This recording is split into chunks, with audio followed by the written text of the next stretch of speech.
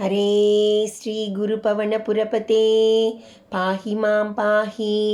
தசகம் 98, இரண்டாவது ஸ்லோகம்.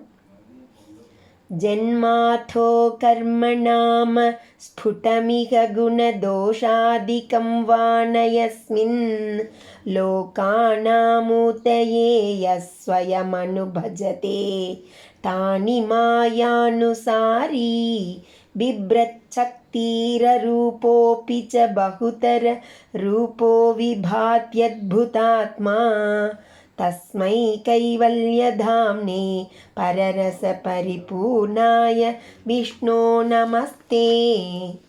जन्म अतः कर्म नाम स्फुटम् इह गुणदोष आदिकं वा न यस्मिन्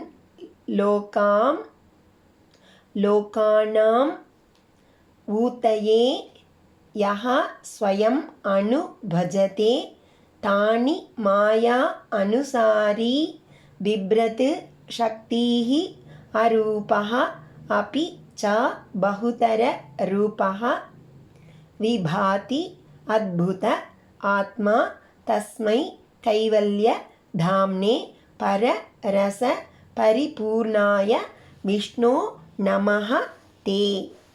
யஸ்மின் எவரிடத்தில் ஜென்ம அதஹ கர்ம பிறப்பு வினைகள், நாம திருநாமங்கள், குண தோஷ குணம் குறைகள், ஆதிக்கம் வா முதலானவை எவையும், இக இங்கு, ஸ்புடம்னா நிச்சயமாக இல்லையோ, யஹ தானி எவர் அவற்றை, லோகானாம் ஊதயே உலகங்களை காப்பதற்காக, மாயா அனுசாரி மாயையை பின்பற்றி மாயையை கை கொண்டு, ஸ்வயம் தாமாகவே, அனுபஜதே ஏற்றுக்கொள்கிறாரோ, அரூபக அபிச்ச எவர் உருவமற்றவராக இருந்த போதிலும், பகுதர ரூபக பற்பல வடிவங்களை எடுத்து, பிப்ரத் சக்திஹி திவ்ய சக்திகள் கொண்டவராய், அத்புத ஆத்மா அற்புதமானவராக, விபாதி விளங்குகிறாரோ, தஸ்மை அந்த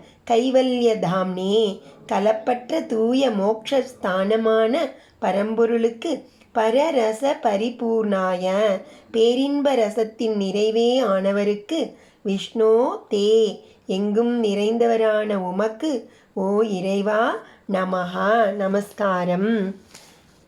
இங்கு எவருக்கு பிறப்போ பிறகு கர்மமோ பெயரோ குணம் தோஷம் முதலியவையோ இல்லை என்பது தெளிவோ, எவர் உலகின் ஊழ்வினை பயனையொட்டி மாயையை அனுசரித்து அவற்றை தானாகவே ஏற்றுக்கொள்கிறாரோ, ஞானம் ஐஸ்வர்யம் முதலிய சக்திகளை தாங்கி பலவிதமான மத்ஸ்யம் கூர்மம் முதலிய அற்புத வடிவங்களை உடையவராக பிரகாசிக்கிறாரோ, அந்த கைவல்யத்திற்கு உறைவிடமும் பரமானந்த பரிபூர்ணனுமான விஷ்ணுவே, உமக்கு நமஸ்காரம்.